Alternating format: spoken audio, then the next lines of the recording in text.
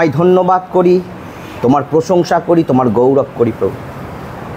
কারণ সমস্ত প্রশংসা গৌরব পাবার একমাত্র যোগ্য ঈশ্বর তুমি। স্বর্গে কি পৃথিবীতে তোমার তুল্য আর কেউ নেই। তুমি উত্তম পিতা, তুমি আশীর্বাদের ঈশ্বর, তুমি অনুগ্রহের ঈশ্বর প্রভু। প্রভু ধন্যবাদ করি আজকের এই দিনের জন্য, এই সময়ের জন্য যা তুমি আমাকে শুধু নয় আমাদের সকল ভাই বোনকে দিয়েছো। আজকে তোমার অনুগ্রহে প্রভু তোমার গৃহেতে আমরা সকল একত্রিত হতে পেরেছি এবং একত্রিত হওয়ার পর তুমি যে আরাধনা দিলে আমাদেরকে, সেই আরাধনার মধ্য থেকে তোমাকে আমরা অনুভব করেছি এবং সেই আরাধনায় আমরা অনেক আনন্দ পেয়েছি প্রভু। তোমায় ধন্যবাদ করি এই আনন্দ দেওয়ার জন্য। ধন্যবাদ করি প্রভু আমাদের সকল ভাই বোনকে আজকের এই সুন্দর এই রবিবার দেখতে দেওয়ার জন্য। আজকে সেই দিন প্রভু যেদিন তুমি মৃত্যুকে হারিয়ে পুনরুত্থিত হয়েছিলে। আজকে সেই দিন যেদিন পৃথিবীতে সব থেকে বেশি মানুষ তোমার কাছে জানুপাতি হয়। আর সেই দিনে তুমি আমাদেরকে জীবিত রেখেছো, সুস্থ রেখেছো এবং তোমার আরাধনা বাক্যে আনন্দ করার সুযোগ দিয়েছো। সেই জন্য দুহাত তুলে তোমার গৌরব প্রশংসা দিই প্রভু।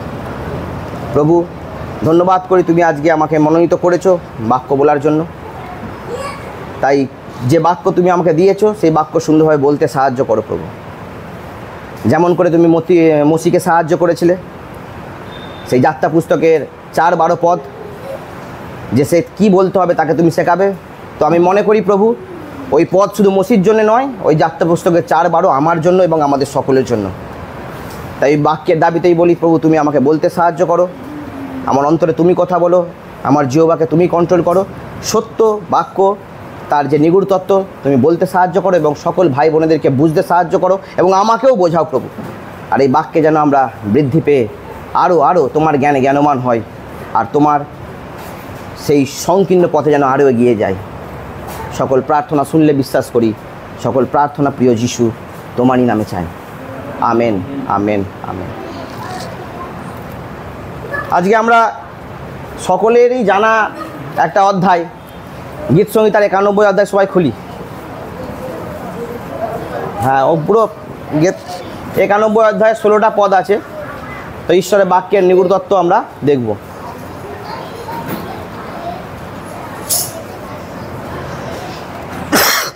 অনেকদিন ধরে প্রভুতে আছি, এটা একটা ফেমাস ভার্স, মানে সকলেরই জানা। তো সেই নিয়ে আমরা আলোচনা করব। এই যে বাইবেল আছে, যে ঈশ্বরের যে শাস্ত্র, এই বাইবেলে ঈশ্বরের অনেক প্রতিজ্ঞা আছে। গীত সংহিতার 91টা সম্পূর্ণ আমাদের জন্য ঈশ্বরের প্রতিজ্ঞা। তো ঈশ্বরের অনেক প্রতিজ্ঞা আছে, কম্পালসারি তোমরা গুগলে সার্চ করলেও বুঝতে পারবে 8800 সামথিং কিছু প্রতিজ্ঞা ঈশ্বরের এই বাইবেলের মধ্যে আছে। কিন্তু সেই প্রতিজ্ঞা অটোমেটিকলি আমাদের জীবনে ফুলফিল হবে না। মানে ঈশ্বরের যে প্রতিজ্ঞা আছে এমনি এমনি আমাদের জীবনে পূরণ হবে না। আমাদেরকে সেই প্রতিজ্ঞার উপর বিশ্বাস করতে হবে, তবে সেই প্রতিজ্ঞা আমাদের জীবনে কার্যকারী হবে। যদি অটোমেটিকলি ধরো এই প্রতিজ্ঞা আমাদের জীবনে ফুলফিল হয়ে যেত, তাহলে আমাদের খ্রিস্ট বিশ্বাসীদের সকলের জীবনের রেজাল্ট এক হতো। কিন্তু আমরা বর্তমানে দেখতে পাচ্ছি সকলের জীবনের রেজাল্ট এক নয়, সকলের জীবনের গতি এক নয়, বিভিন্ন রকম আছে। তো ঈশ্বরের বাক্যের উপর যার বিশ্বাসের লেভেল যেমন, ঈশ্বরের বাক্যের কার্যকারিতা তার জীবনে তেমন। তো আজকে এই ঈশ্বরের বাক্যের নিগুড় তত্ত্ব নিয়ে আমরা আলোচনা করব। সেটা হচ্ছে গীত সংহিতার 91 পদ। প্রথম বলছে গীত সংহিতার 91 এক পদ পড়ছি, যে ব্যক্তি পরাৎপরের অন্তরালে থাকে। আজকে এই গীত সংহিতার 91 পদে যে এর পরে যত প্রতিজ্ঞা আছে, এই প্রতিজ্ঞা সকলের জন্য নয়।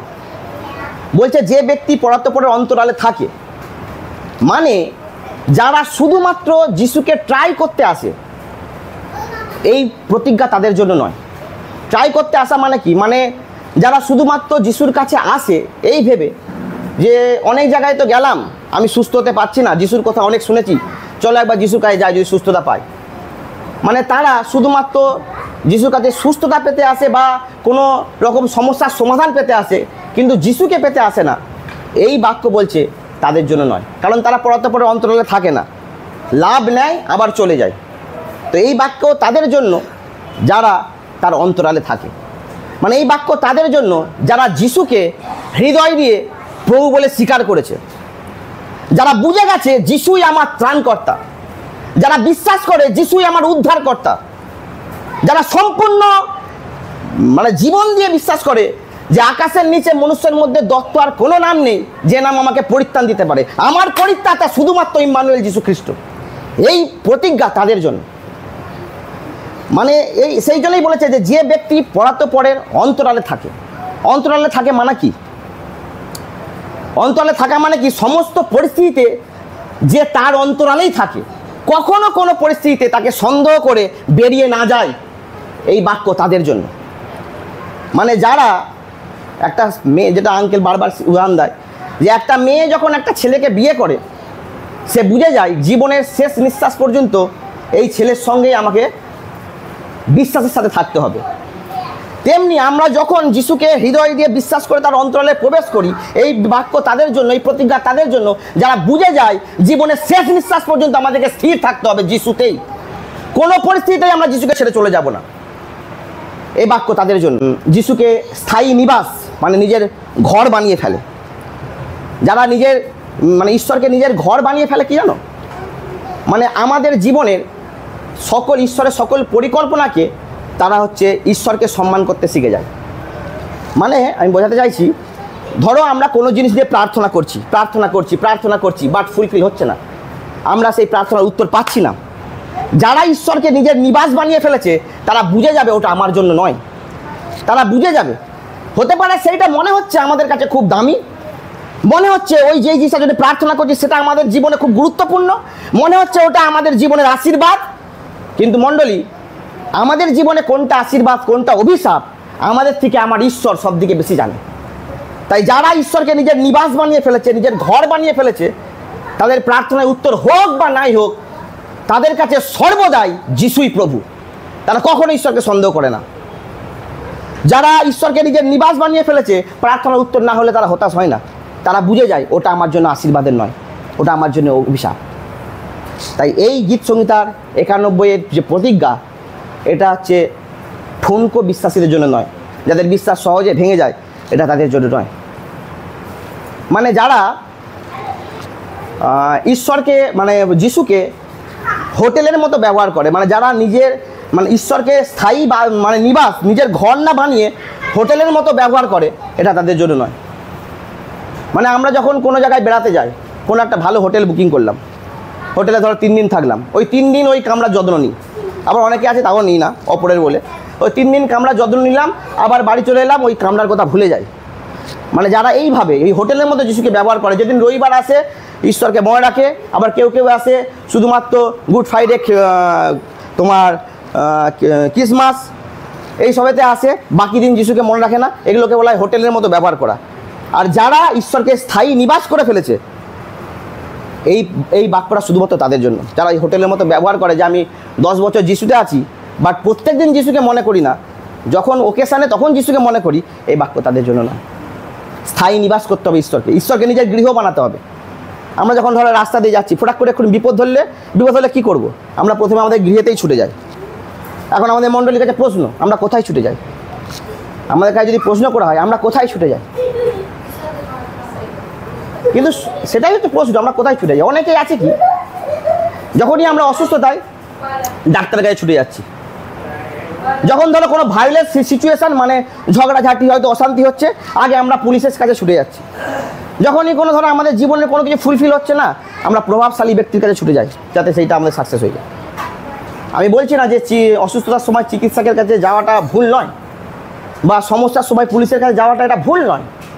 কিন্তু যারা ঈশ্বরকে নিজের নিবাস বানিয়ে ফেলেছে, যাদের ঈশ্বরই হচ্ছে তাদের ভিত, যারা ঈশ্বরকে প্রথম স্থান দেয়, তাদের প্রথম জানুপাতি কোনো মনুষ্যের কাছে নয়, তাদের প্রথম জানুপাতি হবে ঈশ্বরের কাছে। তাদের প্রথম প্রার্থনা কোনো মানুষের কাছে নয়, তাদের প্রথম প্রার্থনা হবে ঈশ্বরের কাছে। তাদের প্রথম আর্তনাদ কোনো মানুষের কাছে নয়, তাদের প্রথম আর্তনাদ হবে ঈশ্বরের কাছে। আমরা অসুস্থ, ঈশ্বরকে কাছে আগে না গিয়ে আমরা ডাক্তারের কাছে বলছি ডাক্তার আমাকে বাঁচাও।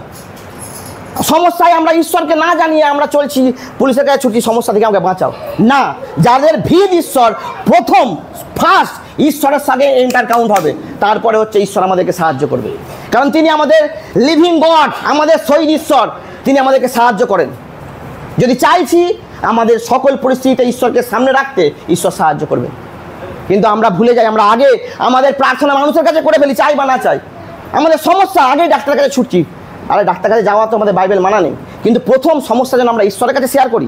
ঈশ্বর আমাকে ঠিক বিচার বুদ্ধি দিবে আমাদের কি করতে হবে। গীত সংগীতার 32 পদ খুলি, কেউ পড়ি।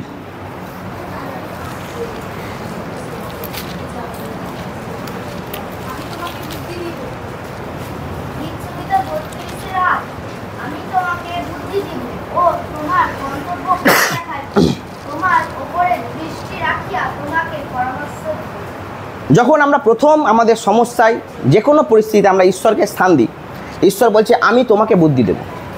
আমাদেরকে কোথায় যেতে হবে, কি করতে হবে, আমার ঈশ্বর আমাকে বুদ্ধি দেবে, আমাকে আমার গন্তব্য পথ দেখাবে।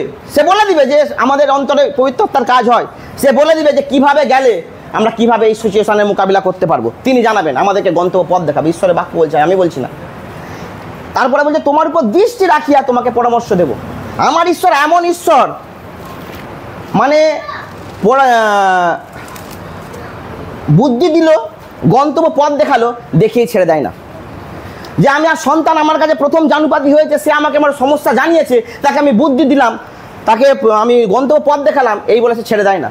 সে বলছে কি আমি দৃষ্টি রাখিয়া তোমার উপর, আবার আমাকে পরামর্শ দেয়। দৃষ্টি কেন রাখে? যে আমার সন্তানটাকে যে পথ দেখালাম সে কি ঠিক যাচ্ছে? যখনই ভুল পথে যাব তিনি আবার পরামর্শ দেবেন যেন আমরা সঠিক পথে এসে সঠিকভাবে আবার সুন্দরভাবে চলতে পারি। আমার ঈশ্বর এমন ঈশ্বর। এই জন্যেই আমাদেরকে তার অন্তরালে থাকা আবশ্যক। যদি চাইছি সর্বদা ঈশ্বরকে সাথে নিতে, আমাদেরকে তার অন্তরালে থাকতে হবে। সেকেন্ড ওই এক অধ্যায়ের তারপরে বলছে যে সর্বশক্তিমানের ছায়াতে বসতি করে। সর্বশক্তিমানের ছায়াতে বসতি করতে হবে। কি করে বসতি করব? যদি চাইছি সর্বশক্তিমান ঈশ্বরের ছায়াতে বসতি করব, আমাদেরকে ঈশ্বরের সঙ্গে সঙ্গেই থাকতে হবে। যদি ঈশ্বর থেকে দূরে চলে যায়, তার ছায়া থেকে আমরা বেরিয়ে যাই, নাহলে ছায়াতে বসতি করবো কী করে? দিবাকথা উঠে আসি, আমি একটা খালি জাস্ট অ্যাক্টিভিটি করে বোঝাচ্ছি। ধরো এই দিবাকথা, এর ছায়া হয়তো এটা পড়েছে। আমি যদি চাইছি এই ছায়াতে বসতি করবো, আমাকে এর সঙ্গেই থাকতে হবে। নাহলে ছায়ার এখানে, আমি যদি এখানে দাঁড়িয়ে থাকি, তার ছায়াতে বসতি করতে পারবো? অলরেডি তার ছায়া থেকে বেরিয়ে গেলাম। কিন্তু যদি চাইছি যে ঈশ্বরের ছায়াতে বসতি করবো, এইভাবেই থাকতে হবে, ঈশ্বরের সঙ্গেই থাকতে হবে। আর এটা কঠিন বিষয় নয়। থ্যাংক ইউ বসো। এটা কঠিন বিষয় নয়, কারণ ঈশ্বর আমাদের সঙ্গে থাকতে চায়। ইম্মানুয়েল শব্দের অর্থ কি? আমাদের শহীদ ঈশ্বর, তিনি আমাদের সঙ্গে থাকতে চান, কিন্তু আমরা থাকতে চাই না, আমরা বেরিয়ে যাই। তিনি চান যেন তার ছায়াতে আমরা থাকি, কিন্তু আমরা থাকতে চাই না, আমরা অবাধ্য হয়ে বেরিয়ে যাই। তাই যদি চাইছি ঈশ্বরের সর্বশক্তি মানে ছায়াতে বসতি করব, তার সঙ্গে সঙ্গে থাকতে হবে। এটা কঠিন বিষয় নয়, কারণ আমাদের ঈশ্বর এমন নয় যে সর্বদাই সিংহাসনে বসে আছে। তার ছায়াতে বসতি করতে গেলে সেই সিংহাসনের কাছেই পৌঁছাতে হবে। আমাদের ঈশ্বর এমন নয়। আমাদের ঈশ্বর হচ্ছে আমাদের শহীদ ঈশ্বর, লিভিং গড, মানে আমাদের সাথে চলমান। তিনি সর্বদাই আমাদের সঙ্গে বিরাজমান, আমাদের সঙ্গে চলমান। তাই তার ছায়াতে বসতি করাটা আমাদের কাছে মানে ইম্পসিবল নয়, কষ্টকর নয়। দ্বিতীয় বিবরণ 31 পদ পড়ি কেউ।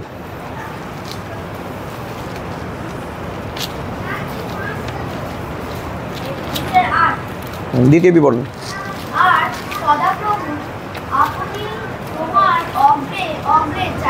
বাস, এই মানে আমি এটাই বোঝাতে চাইছিলাম যে সদাপ্রভু আপনি তোমার অগ্রে অগ্রে যাইতেছেন সর্বদাই। আমার পেছনে নেই। এই জন্যেই যিশুকে মেষ পালক বলা হয়, রাখাল বলা হয় না। মেষ পালক আর রাখালের মধ্যে তফাৎ আছে। মেষ পালক হচ্ছে সর্বদাই ভেড়ার আগে থাকে আর একটা লাঠি নিয়ে থাকে, মানে তার মেষেদেরকে কেউ যদি কিছু ক্ষতি করতে আসে, আগে মেষ পালকের সাথে লড়াই করতে হবে, তবে তার মেষ পালকের ক্ষতি করতে পারবে। এই জন্য যিশুকে বলি, যিশু বলেছে আমি উত্তম মেষ পালক, রাখাল বলেনি। আর রাখাল হচ্ছে গরু আগে থাকে, রাখাল পেছনে থাকে। আর সেই বিষয় পুরাতন নিয়মেও বলছে সদাপ্রভু সর্বদাই আমাদের অগ্রে অগ্রে যাচ্ছেন। তাই আমরা চাইলেই তার ছায়াতে বসতি করতে পারবো, কারণ তিনি আমাদের অগ্রে অগ্রে আছেন। যশোয়া 1:9 পদ পড়ি কেউ।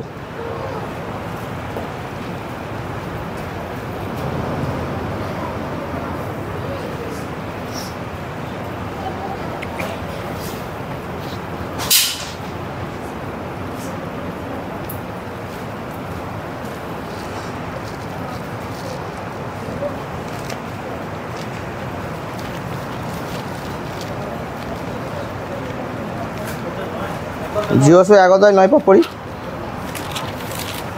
আমি তোমাকে আজ্ঞা দিই নাই, তুমি বলবান হও ও সাহস করো, মহাভয়ে ভিতর কি নিরাশ হইও না, কেননা তুমি যে কোনো স্থানে যাও সেই স্থানে তোমার ঈশ্বর সদাপ্রভু তোমার সঙ্গে। যে কোনো স্থান, ঈশ্বরের কাছে চয়েস নেই যে তুমি পাহাড়ে গেলে তোমার কাছে থাকবো না, বা সমুদ্রে গেলে থাকবো না, বা বাথরুমে গেলে থাকবো না। আমার ঈশ্বর এমন নয়। ওই জন্য বলেছে যে কোনো স্থান, সে যেই স্থান হোক না কেন, সেখানেই আমার ঈশ্বর আমার সহবর্তী। মানে কি ঈশ্বরকে পেয়েছি একবার খালি ভেবে নাও। আর সেই ঈশ্বরের ছায়াতে বসতি করা আমাদের কাছে কোনো টাফই নয়, কারণ তিনি থাকতে চান। এবার আমাদেরকে শিখতে হবে যে কী করে আমরা তার সঙ্গে থাকবো। সেটা শিখে গেলেই তার ছায়াতে বসতি করা যাবে। এই পৃথিবীতে না, মানে আমাদের যে জাগতিক পিতা আছে, জাগতিক পিতারা আমাদের চাহিদা পূরণ করে। আমরা যখন ছোট ছিলাম বাবাদের কাছে বায়না করতাম, তার সামর্থ্য থাক আর নাই থাক সর্বদাই চেষ্টা করে যে সন্তানের চাহিদা পূরণ করতে। আর আমার স্বর্গীয় পিতাও ঠিক তেমন, তিনিও আমাদের চাহিদা পূরণ করেন। কিন্তু আমরা তার ছায়াতে বসতি করব বা আমরা তার অন্তরালে থাকব ওই চাহিদা পূরণের জন্য কিন্তু নয়। আমরা তার অন্তরালে থাকবো তাকে পাবার জন্য, যেন ঈশ্বরকে পেতে পারি। কারণ চাহিদা পূরণ আমরা জানি, আমাদের ঈশ্বর আমাদের আরোগ্যতা দেন, আমাদের সকল বিপদে আমাদেরকে সাহায্য করেন, আমাদের মনোবাঞ্ছা পূর্ণ করেন, আমরা জানি। কিন্তু এই সবের জন্য আমরা তার অন্তরালে থাকি না। আমরা তার অন্তরালে থাকি, আমরা যিশুর অন্তরালে, মানে আমরা যিশুকে যে ফলো করছি এগুলোর জন্য নয় যে আমাকে সুস্থ করবে, আমার আর্থিক সমস্যা আছে সেটাকে সমাধান করবে, আমাকে কষ্ট থেকে বাঁচাবে। এগুলো তো চাহিদা আছে আমাদের, কিন্তু আমরা কিন্তু যিশুকে ফলো করছি এগুলোর জন্য নয়। এখন আমরা ফলো করছি যিশুকেই পাওয়ার জন্য, যেন যিশুকে পেতে পারি। কারণ যিশুকে পাওয়া মানে গোটা বিশ্ব ব্রহ্মাণ্ড পেয়ে যাওয়া। আমাদের যে ফলোটা যেন এগুলোর মধ্যে হয়, তবে আমরা সর্বশক্তির ছায়াতে বসতি করতে পারবো। কারণ তিনি আমাদের অন্তর জানেন, আমরা কেন তার জন্য ছুটছি তিনি জানেন। যদি কেউ লুকের 17:11-19 পদ পড়ি, আর খুলতে হবে না আমি বলছি, 17:11-19 পদে আছে কি 10 জন অন্ধকে 10 জন কুষ্টি ছিল, তাদেরকে হচ্ছে যিশু সূচি করেছিল, মানে তাদেরকে সুস্থ করেছিল 10 জন কুষ্ঠকে। তার মধ্যে একজন রিটার্ন এসেছিল যিশুকে ধন্যবাদ দেওয়ার জন্য। যিশু তখন সেই একজনকে জিজ্ঞাসা করেছিল, বাকি 9 জন কি এখনও তারা কি সুস্থ হয়নি? যিশু তাদেরকে জিজ্ঞাসা করেছিল, বাকি তুমি একা এসছো, বাকি 9 জন কি সুস্থ হয়নি? আজকেও আমরাও ভিড় প্রচুর, যিশুর পেছনে প্রচুর ভিড়, কিন্তু সবাই যিশুকে পাওয়ার জন্যই ভিড় দেয়নি। সবাই যিশুকে পাওয়ার জন্য ফলো করছে না। ওই 9 জনের মতো বেশি যাকে যিশুর কাছ থেকে মানে চমৎকার নেব, যিশুর কাছ থেকে আমরা নানা রকম আমাদের চাহিদা পূরণ হবে, এই জন্য ভিড় করে। যেমন ওই 9 জন হচ্ছে যিশুকে ফলো করেছিল, যার জন্য যারা যিশুর কাছে রিটার্ন এসে যিশুকে আর ধন্যবাদ দিতে আসেন। কিন্তু ওই একজন যিশুকে পাওয়ার জন্য এসেছিল, সে সুস্থতা পেয়ে যে ভুলে যায়নি, তারা হচ্ছে এসেছিল। তো আমাদের মধ্যেও আমরা অনেক সময় মানে এই চমৎকার দেখার জন্যই তার পেছনে ছুটছি। যিশু চমৎকার করে, যিশু ওই জন্য বিভিন্ন জায়গায় প্রচুর ভিড়, শুধুমাত্র চমৎকার দেখার জন্য। কি হবে চমৎকার? আমরা যদি হৃদয় দিয়ে গভীরভাবে ওই ক্রুশের দিকে তাকাই, যথেষ্ট। আমার জন্য, শুধুমাত্র আমার পাপের জন্য, মানে তুমি যদি এইভাবে বাক্য পড়ো, মানে যোহনের 3:16 তো আমরা সবাই জানি যে ঈশ্বর জগৎকে এমন প্রেম করিলেন, ওই জগৎটা উড়িয়ে দিবে, বলবে ঈশ্বর আমাকে এমন প্রেম করিলেন। তখন আরও ফিলিংসটা বোঝা যায়, তিনি আমার জন্য যে এত কষ্ট সহ্য করেছে, এত চাবুকের আঘাত, এবং সর্বশক্তিমান হওয়া সত্ত্বেও আমার জন্য মানে নিজের গায়ে থুতু পড়েছে, এটা আমাদের জন্য যথেষ্ট। চমৎকারের দরকার নেই। কি হবে চমৎকার? পেরিদরা কি পেয়েছিল? পেরিদরাও যারা যিশুর যে শিষ্য, সেই পেরিদরা যখন যিশুর কাজ করছিল, তারাও অত্যাচারিত হয়েছে, তারাও কষ্ট দুঃখ ভোগ করেছে, তারাও বিভিন্ন সমস্যায় গেছে এবং মরতেও হয়েছে তাদেরকেও। কিন্তু তারা তবু শেষ পর্যন্ত স্থির ছিল। তারা তার অন্তরাল ছেড়ে বেরিয়ে যায়নি, তারা সেই সর্বশক্তিমানের ছায়া থেকে বেরিয়ে যায়নি, তারা শেষ পর্যন্ত স্থির ছিল পেরিদরা। আর এই শেষ পর্যন্ত স্থির আমাদেরকেও থাকতে হবে। আর শেষ পর্যন্ত স্থির থাকাকে ঈশ্বর বলছে, যে ব্যক্তি আমার অন্তরালে থাকে, যে সর্বশক্তিমানের ছায়াতে বসতি করে, মানে any time, any position, any situation, সমস্ত সিচুয়েশানে যারা সর্বশক্তিমানের ছায়াতেই বসতি করে, এই বাক্য তাদের জন্য। আজ সেই পেরিদদের মতো আমাদেরকেও স্থির থাকতে হবে, আমরাও যেন সেই পেরিদদের মতো হতে পারি। যেন সমস্ত পরিস্থিতিতে যিশুতেই নির্ভর করি, যিশুই আমার প্রভু। প্রেরিতরা যেমন জেনে গিয়েছিল সে আমার সব দিকে দামি সম্পত্তি, তেমন আমরাও যেন বুঝতে পারি যিশুর থেকে দামি সম্পত্তি আর কিচ্ছু নেই। যিশুকে আমরা যেন সেই ভিড়ের মতো না হয়ে যায়। যখন পাহাড়ে যিশু সেই 5টা রুটি আর 2টো মাছ সকলকে খাইয়েছিল, কত লোক, বাইবেল বলছে 5000, মানে স্ত্রী আর মেয়ে বাদে ওটা প্রায় 15-20 হাজার লোক, এত ভিড়। কিন্তু যখন যিশু শিক্ষা দিতে আরম্ভ করলো, তাদের কাছে কঠিন মনে হলো যে শিক্ষা নেওয়া যাচ্ছে না। ধীরে ধীরে ধীরে ধীরে ভিড় কমে গেল। কারণ তারা কেন ভিড় কমে গেল? তারা কেউ যিশুকে পেতে আসেনি, ওই রুটি আর মাছ খেতে এসেছিল। তাই আমাদের যে আজকে ভিড়, আমাদের কাছে যদি প্রশ্ন করা হয় আমরা কিসের জন্য এসেছি, আমাদের আজকের এই যে ছোট্ট ভিড়, হতে পারে অল্প ভিড়, এই ভিড় কি যিশুকে পাওয়ার জন্য? কারণ আমরা যিশুর কাছে এই জাগতিক কিছু চাওয়াটা আমাদের মূর্খামি। 1 করন্থীয় 15-19 পদ পড়ি।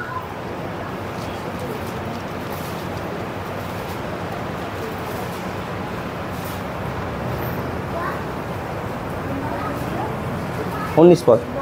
শুধু এই জীবন যদি খ্রিস্টের প্রত্যাশা করিয়া থাকি, তবে আমরা সকল মনুষ্যের মধ্যে অধিক দুর্ভাগা। মানে যদি শুধু প্রত্যাশা করে থাকি যিশুর কাছে, যিশু আমাকে সুস্থ করবে, যিশু আমার দুতলা ঘর করবে, আমার 4তলা বিল্ডিং করবে, গাড়ি বাড়ি করে দেবে, আমার আর্থিক সম্পত্তি অনেক কিছু হবে, এইরকম প্রত্যাশা যদি এই জীবনে যিশুর জন্য করে থাকি, তাহলে আমরা দুর্ভাগা। তাই আমাদের প্রত্যাশা আজকে কিসের জন্য? আমাদের প্রত্যাশা যেন যিশুকে পাওয়ার জন্য হয়। 2nd পদ পড়ছি। আমি সদা প্রভুর বিষয়ে বলিব, তিনি আমার আশ্রয়, আমার দুর্গ। মানে গীত সংহিতা 91 পদ পড়ছি। আমি সদা প্রভুর বিষয়ে বলিব, তিনি আমার আশ্রয়, আমার দুর্গ, আমার ঈশ্বর, আমি তাহাতেই নির্ভর করিব। তিনি আমার আশ্রয়। আমি আগেই বললাম যিশুকে নিজের আশ্রয়, নিজের নিবাস বানাতে হবে। যদি 1 পিতর 5:8 পদ পড়ি, আচ্ছা একজন কেউ পড়ি 1 পিতর 5:8 পদ। 1 পিতর 5:8 পদ একবার পড়ি দেখি।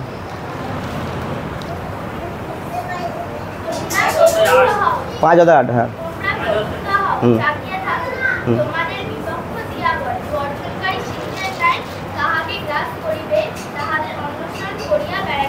বাস, এখানে বলছে আমাদের যে মানে যে দিয়াবল আমাদেরকে যে বিনষ্ট করার জন্য জাগিয়ে মানে গর্জন করছে সিংহের মতো, এই দিয়াবল সকল বিশ্বাসী ভাই বোন এবং যারা যিশুকে জানেন তাদেরকেও, দিয়াবলের লক্ষ্য হচ্ছে মানুষকে গ্রাস করা।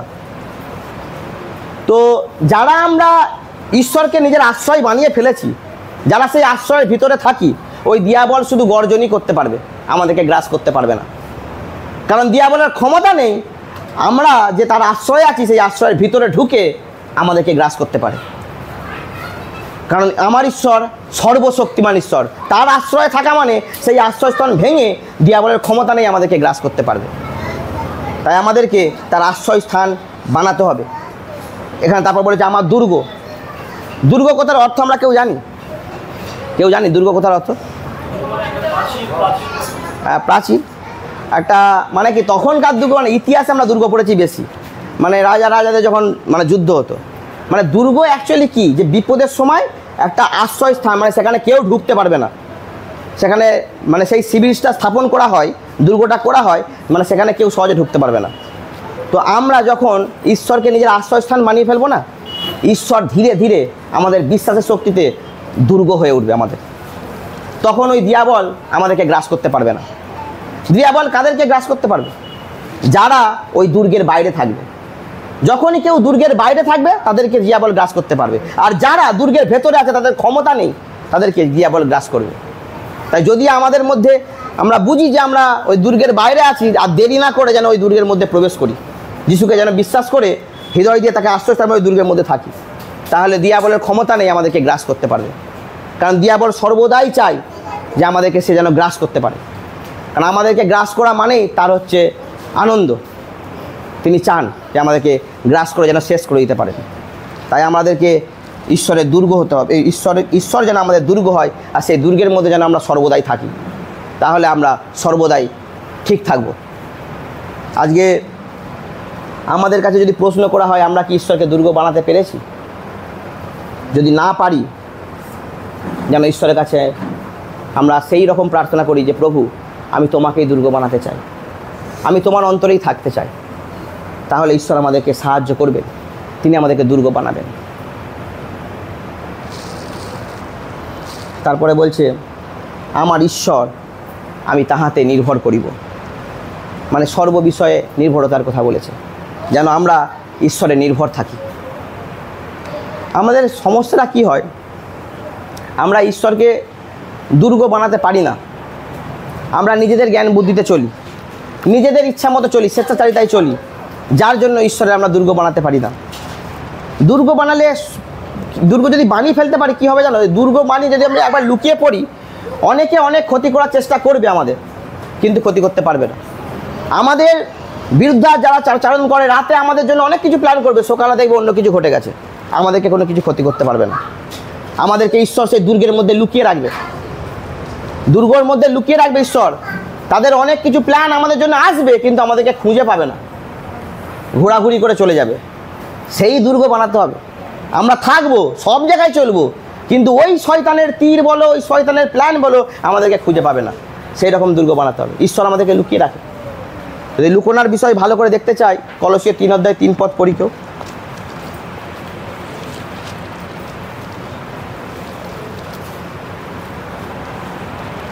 কেননা তোমরা মরিয়াছ এবং তোমাদের জীবন খ্রিস্টের সহিত ঈশ্বরের যুক্ত রয়েছে। কেননা তোমরা মরিয়াছ, এটা আবার কীরকম কথা? ঈশ্বর বলছে তোমরা মরিয়াছ, এটা কোনো কলসিয় 3:3, কলসিয় 3:3। আমরা জীবন্ত ঈশ্বরের কাছে এসেছি, ঈশ্বর বলছে কেননা তোমরা মরিয়াছ। এটা কোনো ব্যাড নিউজ নয়। হয়তো মরিয়াছ ভাবলে আমাদের কাছে খারাপ মনে হচ্ছে, কিন্তু অ্যাকচুয়ালি এটা গুড নিউজ। এখানে মরিয়াছ মানে কি, আমি সুপ্রিয়, আমার আগে একা যেতে কোথাও ভয় পেত, বা আমি আগে যেমন ছিলাম যে আমার মনে হতো ওসব কাজ আমার দ্বারা হবে না, আমি ওগুলো পারবো না, ওগুলো আমার দ্বারা সম্ভব নয়। অ্যাকচুয়ালি খ্রিস্টেতে আসা মানে সেই সুপ্রিয় মরে গেছে। এখন যে সুপ্রিয় এখন তোমাদের সামনে আছে, সে বলছে আমি তার শক্তিতে সব কিছু করতে পারি। মানে সেই পুরনো মনুষ্যত্ব, পুরনো চিন্তাভাবনা, পুরনো মন্দতা অ্যাকচুয়ালি আমরা খ্রিস্টতে যখন এসেছি মরে গেছে। সেই জন্যই খ্রিস্ট বলছে যে তোমরা মরিয়াছ, আর এখন যে আমরা আছি আমরা সবই করতে হবে। তারপরে বলেছে এবং তোমাদের জীবন খ্রিস্টের, আমি যে কথাটা বলতে চাইছিলাম, জীবন খ্রিস্টের মানে আমরা যখন অবগাহন নিয়েছি, অবগাহনটা আমাদের মৃত্যুর একটা সিস্টেম দেখানো হয়, কবর। যখন আমরা ডুবলাম জলে, অ্যাকচুয়ালি আমি মরে গেলাম, মানে কবর দেওয়া হয়ে গেল। আমার মন্দতা বলো, আমার যে নেশাভান বলো, বা আমার যে কিছু মন্দ ছিল সব কিছু ওই কবরে উঠলো। যখন উঠলাম খ্রিস্টেতে, আমি খ্রিস্টেতে জীবন বলছে মানে আবার খ্রিস্টেতে নতুন হয়ে উঠলাম। মানে মরিয়াছ মানে কি, খ্রিস্ট যখন যিশু যখন মরেছে, আমরা যখন তার শিষ্য, যিশু মরেছে মানে আমরাও মরেছি। যিশুকে কবর দেওয়া হয়েছে মানে আমাকেও দিয়েছে। যিশু এখন পুনরুত্থিত হয়ে আবার নতুন জীবন পেয়েছে মানে আমরাও পুনরুত্থিত হয়েছি। ওই জন্যই ব্যাপ্তিজমের জিনিসটা ওইভাবেই দেখানো হয়েছে। যখন জলে ডুবানো হলো মানে মরে গেছি, আবার উঠলো মানে যিশু 3 দিন পর উঠেছিল, তার মানে আমরা আবার উঠলাম নতুন হয়ে খ্রিস্টে। এই জন্য বলছে কেননা তোমরা মরিয়াছ এবং তোমাদের জীবন খ্রিস্টের সহিত ঈশ্বরে গুপ্ত রহিয়াছে। ওই যে লুকোনার কথাটা বলছে, যখন আমরা মরে গিয়ে খ্রিস্টে নতুনভাবে জীবন পাবো, খ্রিস্টে নতুন হব, তখন তার সহিত আমরা গুপ্তে লুকিয়ে থাকবো। মানে আমাদেরকে খোঁজা ইম্পসিবল শয়তানের, সে খুঁজে পাবে না, কারণ তার সহিত আমরা লুকিয়ে আছি। তিনি আমাদেরকে লুকিয়েছেন তার মধ্যে দিয়ে। আর এইটা লুকোতে তখনই পারবো যখন 4:15 আমরা বিশ্বাস করব, তবে আমাদের পক্ষে সম্ভব লুকোনা। 16টা পদ ভাঙতে অনেক সময় লেগে যাবে, হয়তো হাফ বলবো, অনেক বড় হয়ে যাবে 16টা পদ। অনেক প্রথম জন 4:15 পদ, ওইটা বিশ্বাস করলে তবে হচ্ছে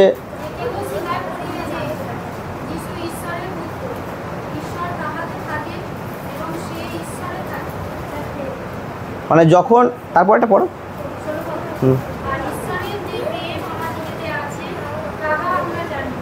মানে যদি ঈশ্বরে 15 পদটা যেটা বলছে, আরেকবার পড়ো 15 পদটা।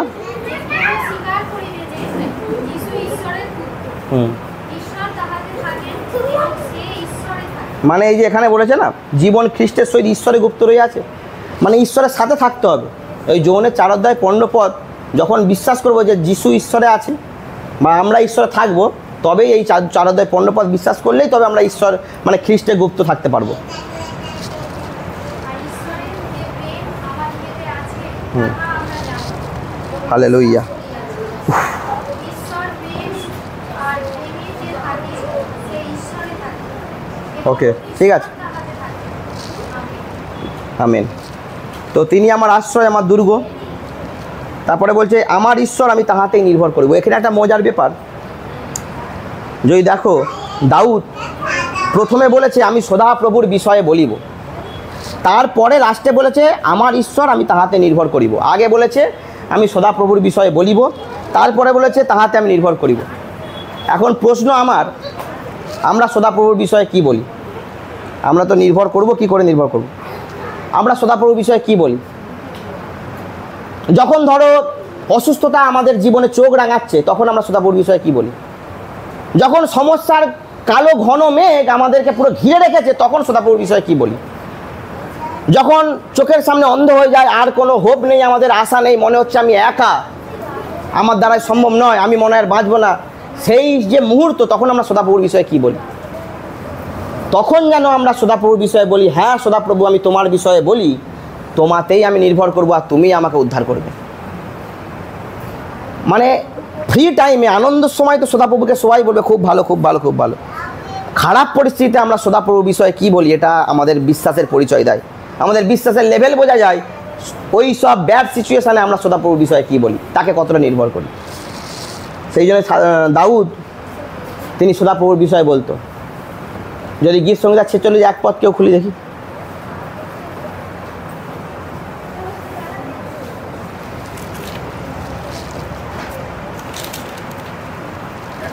হ্যাঁ, 46 1 পদ।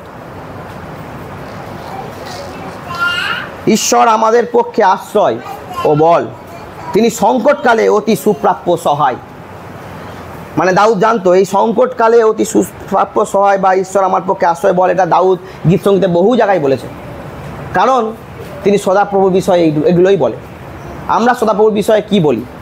তাহে কি আমরা আশ্রয় বল ভাবি? আমরা কি যে কোনো খারাপ সিচুয়েশানে, সমস্ত পরিস্থিতিতে নিজের বুদ্ধি লাগিয়ে আগে নিজেরা সলভ করার চেষ্টা করি, তারপর যখন হয়নি তখন সদাপ্রভুকে বিষয়ে বলি? কিন্তু দাউদ এমন করতো না। দাউদ সদাপ্রভুর বিষয়ে তাকেই প্রথম স্থান দিত। হালেলুইয়া। 3 নম্বর পড়ছি। হ্যাঁ, তিনি আমাকে ব্যাধের ফাঁদ হইতে ও সর্বনাশক মারি হইতে রক্ষা করিবেন। বাইবেল পড়তে গেলে একটু মোটামুটি যেন বাক্যটা আমার সেইভাবে পড়বে, তাহলে জোর আসে। এখানে হ্যাঁ কেন লিখেছে দাউদ? এমনি তো লিখতে পারতো তিনি মানে তোমাকে বলেছে, আমি এটা পড়ে পড়ে অভ্যাস, আমি তোমার জায়গায় আমি বলে ফেলি। ওই জন্যে তিনি তোমাকে ব্যাধের ফাঁদ হইতে, মানে ঈশ্বর বলছে তিনি আমাকে, তোমার জায়গায় আমা বসাবে, তবে তো বাক্যটা তোমার হবে। বাক্যকে নিজের করতে হবে, কারণ এই বাক্য শুধুমাত্র দাউদের জন্য নয়, এই বাক্য আমার জন্য, আমার জেনারেশনের জন্য, তারপরে যত পিড়ি আসবে সকলের জন্য এই বাক্য। তো হ্যাঁ কেন লিখেছে? হ্যাঁ এর মধ্যে একটা জোর বলছে, এটা পড়তে হলে পড়তে হবে হ্যাঁ তিনি তোমাকে ব্যাধের ফাঁদ হইতে। হ্যাঁ মানে নিশ্চিত, এখানে কোনো ভেজাল নেই, নিশ্চিত ঈশ্বর আমাকে ব্যাধের ফাঁদ হইতে রক্ষা করবে, নিশ্চিত, যেখানে কোনো রকম ভেজাল নেই। ওই জন্য এখানে হ্যাঁ লিখেছে, জোর দিয়েছে। তো ব্যাধের ফাঁদ, ব্যাধের ফাঁদ বলতে কীরকম রক্ষা করবে? ব্যাধের ফাঁদ মানে আমরা তো জানি, মানে আমাদের জীবনে চলার পথে শয়তান অনেক ফাঁদ পেতে রাখে। কিন্তু এই যে প্রয়োজনে বাক্যটা কত সুন্দর করে লিখেছে, যে ওই যে প্রথম পদে লিখেছে না, যে সর্বশক্তি মানে ছায়াতে বসতি করে। ছায়াতে বসতি করলে আমার ঈশ্বরের সঙ্গে সঙ্গে থাকতে হবে, আর ঈশ্বরের সঙ্গে সঙ্গে থেকে চলা মানে শয়তানের অদৃশ্য ফাঁদ আমি দেখতে পাই আর না পাই, আমি তো ঈশ্বরের সাথে চলছি, শয়তানের অদৃশ্য ফাঁদ আমি দেখতে পাচ্ছি না, দেখতে পাই আর না পাই, ঈশ্বর দেখতে পাবে, আমি ঠিক ফাঁদে পা দেওয়ার আগেই তিনি আমাকে ধরে নেবেন। এই জন্যই এত জোর, হ্যাঁ তিনি তোমাকে ব্যাধের ফাঁদ হইতে রক্ষা করবেন। ব্যাধের ফাঁদে আমাকে পড়তে দেবেন না, ঈশ্বর আমাদেরকে রক্ষা করবে, কারণ আমাদের ঈশ্বর কি শক্তিশালী। যদি মানে আমরা ছোটোবেলায় স্কুলে মানে ঝামেলা হলে বাচ্চাদের হলে দেখবে বাচ্চারা বেশি বলে যে তুই আমার বাবাকে চিনিস, মানে কেন ভয় দেখায় না, তুই আমাকে এই কথাটা বললি আর বাবাকে চিনিস, মানে কেন বলে বাচ্চাটা?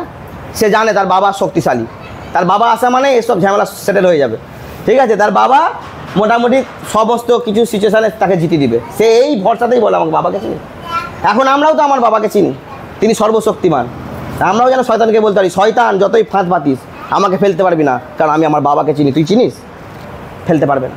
এই রকম বিশ্বাসের লেভেল নিয়ে আমাদেরকে চলতে হবে। ওই বাদের ফাঁদ আমাকে আটকাতে পারবে না। ফাঁদ বলতে আমরা দেখি তো, ফাঁদ বলতে বুঝতে পারছি সবাই, ফাঁদরা মানে সেই পাখি ধরার ফাঁদ।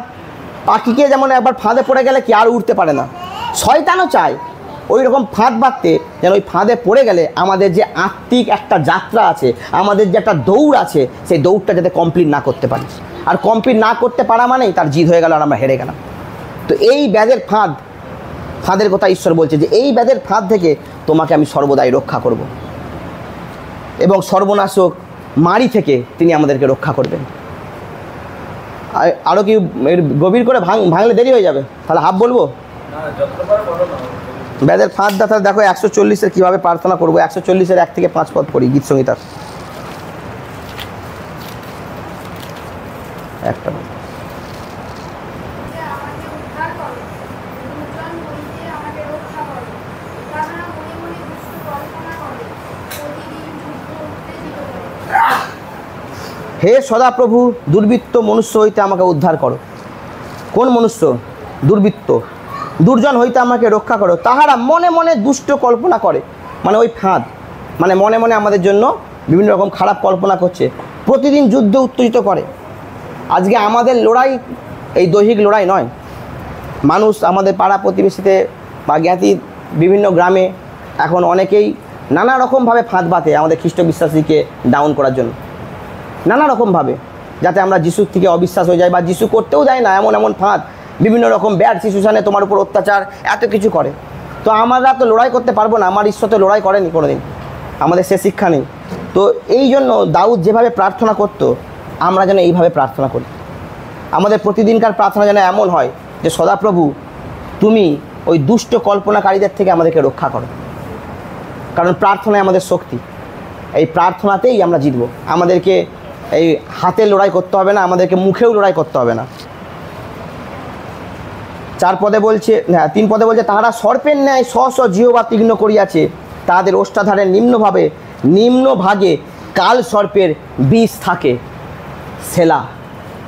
সেলাটা কেন লেখা থাকে বাইবেলে জানি কেউ? হ্যাঁ, সেলাটা লেখা থাকে থামতে বলা হয়, মানে যে বাক্যটা পড়লে এবার চিন্তা করো, এটা তোমার জন্য অনেক গুরুত্বপূর্ণ, থামতে বলা হয়, সেই জন্য সেলা লেখা থাকে। যেখানে যেখানে সেলা লেখা থাকে সেই বাক্যটা একবার রিডিং করে চলে যাবে না, দেখো ঈশ্বর কি বলতে চাইছে। তো তাহার ওষ্ঠাধারে নিম্ন কাল সর্পের বিষ থাকে, মানে মনে হচ্ছে আমার বন্ধু, মনে হচ্ছে আমার আপনজন, কিন্তু এই কাল সর্পের বিষ। তো আমরা তো মানে দৈহিক যুদ্ধ করতে পারবো না, ঈশ্বরের কাছে আমাদের এইরকম প্রার্থনা থাকতে হবে। যেমন দাউদ এই প্রার্থনাটা করেছে, দাউদ রাজা হয়ে প্রার্থনা করছে। তিনি তো ইচ্ছা করলে যুদ্ধে চলে যেতে পারতেন প্রথমেই, না, তিনি রাজা হয়ে প্রার্থনা করছেন। 4 পদ বলছে, হে সদাপ্রভু দুষ্টের হস্ত হইতে আমাকে নিস্তার করো, দুর্জন হইতে আমাকে রক্ষা করো। তাহারা আমার চরণ ঠেলিয়া দিবার সংকল্প করিয়াছে। ওই ফাঁদ মানে বুঝতে দেবে না, পেছন থেকে আসবে। আমাদের জীবনে অনেক বন্ধু আসে, মনে হয় চোখের সামনে বন্ধু, কিন্তু অ্যাকচুয়ালি সে শত্রু। সেগুলো আমরা দৈহিক চোখ দিয়ে না বুঝতে পারলে, যদি আমরা ঈশ্বরের পথে চলি আমরা বুঝতে পারবো। অনেকে আছে, আমরা হয়তো 4-5 জন আছি, আগে হয়তো আমরা কেউ নেশা ভান করতাম, এখন হয়তো যিশুকে জেনে নেশা করছি না, তাদের লক্ষ্য থাকে কী করে ওকে আবার খাইয়ে দেওয়া যায় 1 গ্লাস, যাতে তাকে ঈশ্বর থেকে আবার ছিনিয়ে যায়। এই সব থেকে আমাদেরকে ঈশ্বরের কাছেই সাহায্য চাইতে হবে, যেন ঈশ্বর আমাদেরকে রক্ষা করে। এই প্রার্থনাগুলো কিন্তু দৈহিক, মানে প্রতিদিনের প্রার্থনা। এগুলো এমন নয় মাঝে মাঝে করবো, মাঝে মাঝে করলে হবে না। কিছু কিছু প্রার্থনা আছে প্রতিদিনের প্রার্থনা। আমাদের পাপের প্রার্থনা আছে গীত সংহিতা 51 পদ, আমরা যেন প্রতিদিন পাঠ করি। এই প্রার্থনা যারা ছলনাকারী বন্ধু, ওই যারা ফাঁদ বাঁধে, তাদের থেকে রক্ষা কী করে পাবো, এই 140 পদ, এটা হচ্ছে ঈশ্বরের কাছে সেই প্রার্থনা। ঈশ্বর আমাদেরকে রক্ষা করবেন। হালেলুয়া। 4 পদটা আমার কাছে সব থেকে ফেভারিট, এই 91। তিনি আপন পালকে তোমাকে আবৃত করিবেন, তাহার পক্ষের নিচে তুমি আশ্রয় পাইবে, তাহার সত্য ঢাল ও তনুত্রাণ স্বরূপ। তিনি আপন পালকে আবৃত করবেন। মানে আমরা দেখি একটা পাখির যখন সন্তান হয়, যখন বৃষ্টি আসে বা যখন কখনো কোনো মানে সমস্যা আসে, মানে বিপদ দেখে, পাখিগুলো কি করে, মানে মা পাখি তার সন্তানদেরকে এইভাবে পক্ষ মেলে আগলে রাখে। মানে তার সন্তান বৃষ্টি হলে বৃষ্টিতে না ভিজে যায়, বা যেই বিপদ আসছে সেই বিপদের সঙ্গে ফাইট করে যাতে তার সন্তানের কোনো রকম হানি না হয়। আমার ঈশ্বর বলছে ঠিক ওইভাবে আমাকেও এইভাবে আগলে রাখবে। কখন আগলে রাখবে? যখন তার অন্তরালে থাকবে। এই গীত সংগীতা এখানে এইভাবে পাখা মেলে আগলে রেখেছে। আর আমার স্বর্গের পিতার সেই শক্তিশালী পাখা আছে, যেই পাখা দিয়ে আগলে রেখেছে। তার পাখা এত শক্তিশালী, কোনো বিপদের ক্ষমতা নেই ঢুকবে আর আমাদেরকে বিনষ্ট করবে। কোনো সমস্যার ক্ষমতা নেই আমাদেরকে দুর্বল করে দিবে। কোনো শয়তানের চাতুরতা নেই যে আমাদেরকে সেই ঈশ্বরের পথ থেকে দূর করে দিবে। যদি এই পাখার ভিতরে থাকা তখনই সম্ভব যদি আমরা তার অন্তরে থাকি। ওই এক পথ, এই এক পথ এত ইম্পর্টেন্ট। তখনই সম্ভব যদি তার ছায়াতে বসতি করি। তিনি তখন এইভাবে আগলে রেখে দেবে, কখনো আমাদেরকে হারতে দেবে না, কখনো বিনষ্ট হতে দেবে না। তিনি এমন ঈশ্বর, এমন সর্বশক্তিমান ঈশ্বর। যদি মানে মুরুগ বাচ্চা, মানে মুরুগ খুব ভীতু প্রাণী। মুরুগ এমনি দেবে খাচ্ছে যদি একবার দাবড়ি মারো ফরাত করে ব্যাকে চলে যায়। ঈগল পাখি যেমন ভীতু নয়, সাহসী, মুরুগ কি খুব ভীতু। এবার দাবড়ি মারলে যাবে চমকি যায়, কিন্তু চমকি যেতে পারে, কিন্তু তার যখন ওই ছানারা হয় সে এরকম পাখা মেলেই আগলে রাখে। যতই বিপদ থাকুক সে তার ছানার দিকে ছেড়ে দিয়ে চলে যায় না।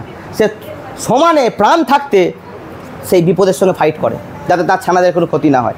তাহলে একটা ভীতু প্রাণী হয়ে যদি এইভাবে তার সন্তানকে আগলে রাখে, আর আপনার ঈশ্বর কত মহান, কত গুণ নিশ্চিত তিনি আমাদেরকে আগলে রেখেছেন। কোনো পরিস্থিতিতে তিনি আমাদেরকে ছেড়ে চলে যেতে চায় না, কোনো পরিস্থিতিতেই তিনি আমাদেরকে ত্যাগ করেন না। তিনি আমার সেই ঈশ্বর। একটা মুরগি ছাড়ে না, আর আমার ঈশ্বর কখনো ছাড়বে না। তিনি তার পাখাতেই আগলে রাখেন যাতে আমাদেরকে কেউ বিনষ্ট না করতে পারে। কিন্তু তার অন্তরালে থাকতে হবে, তবে সেই পাখায় আমরা থাকতে পারবো। হালেলুইয়া। তার পক্ষের নিচে তুমি আশ্রয় পাইবে, তার সত্য ঢাল ও তনুত্রাণ স্বরূপ। ওই মুরগি মানে এত প্রেম কেন করে? কেন বিপদ দেখেও পালিয়ে যাচ্ছে না? কেন ছেড়ে যাচ্ছে না প্রাণ থাকতে?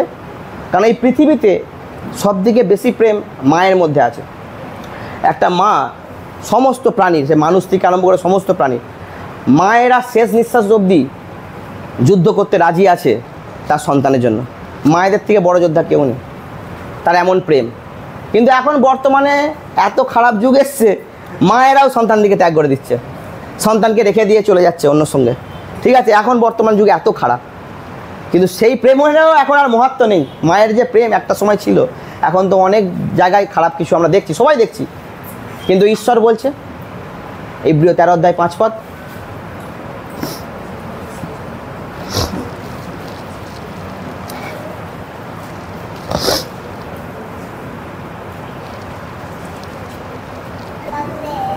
ইব্রিয়, আচ্ছা লাস্টটা পড়। ঠিক আছে।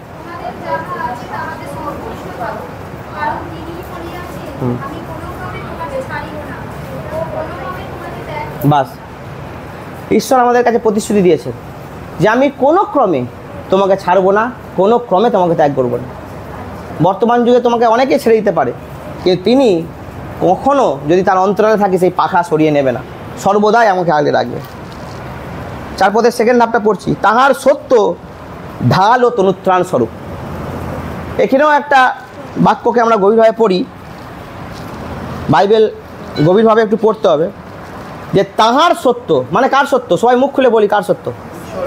ঈশ্বরের সত্য। এখানে বলেছে তাহার সত্য। এটা সুপ্রিয় সত্য হলে ভেজাল থাকতে পারে, বা এখানে আরও যে ভাই বোনেরা আছে মানুষের সত্যে ভেজাল থাকে। গুরু তুমি কোথা? সুপ্রিয়দা আমি বেরিয়ে চলে এসেছি চার্চের সামনেই, কিন্তু দেখা যাচ্ছে ঘরে বসে আছে। এমনি আর কি পাচ্ছি।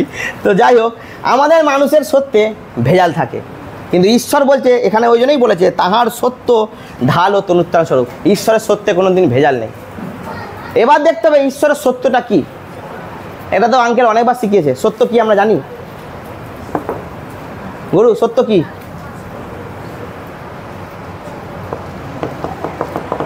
আচ্ছা নাও, যোহনের 17 খুলি।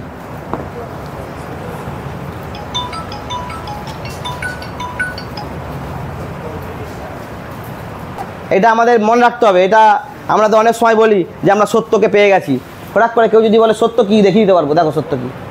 যোহনের 17 পদ কেউ না ভুলি। এগুলো বিভিন্ন জায়গা থেকে কোশ্চেন আসতে পারে।